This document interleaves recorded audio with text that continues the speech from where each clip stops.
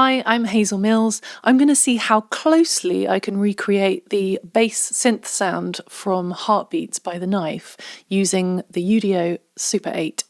Let's dive in. My first instinct is that we've got a kind of square, possibly pulse wave thing going on. So what I'm going to do is set DDS1, the first oscillator, to square wave and the second one to pulse wave. I think they're both the same octave.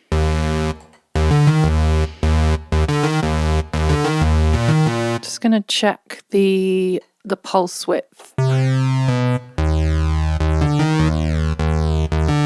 As I move that,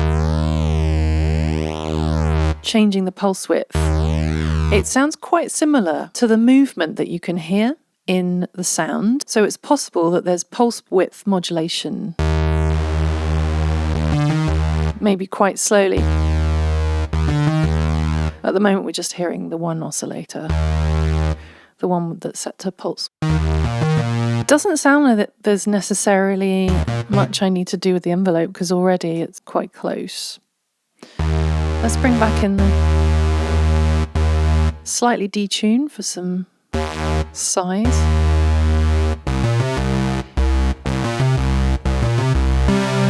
Now, those notes, we get a bit of modulation, pitch modulation that is, automatically within an init patch. The LFO2 is set to trigger the amount of pitch modulation with aftertouch, but I'm increasing that a bit because I think it's a little bit more pronounced in this.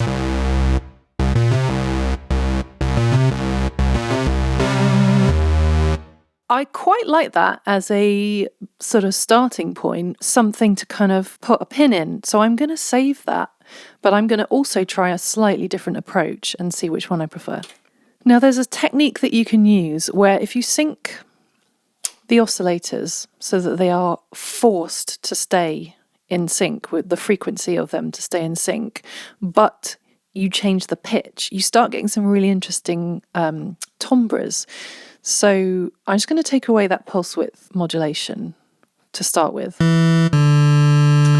And this is what happens when we change the pitch of one. I think maybe it's not quite as bright. So what I'm going to try is modulating the pitch of just DDS2 to get that movement.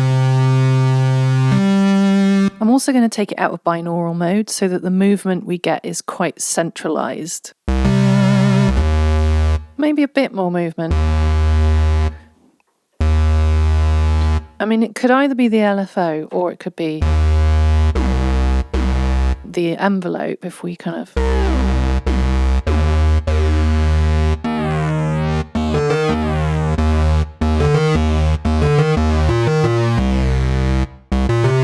I feel like the movement is closer and now it's actually more just getting exactly the right blend of the pulse width, the square wave and the width of the pulse.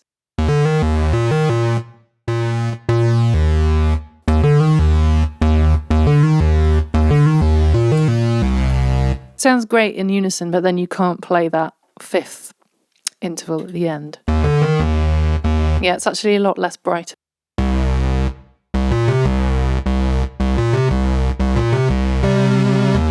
So going back to the previous patch where we were getting the movement through pulse width modulation.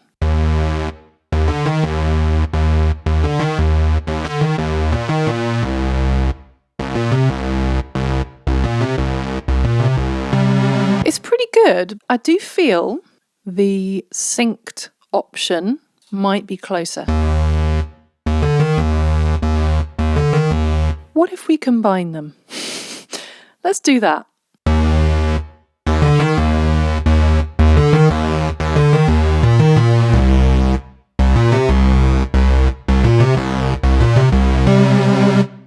Ha!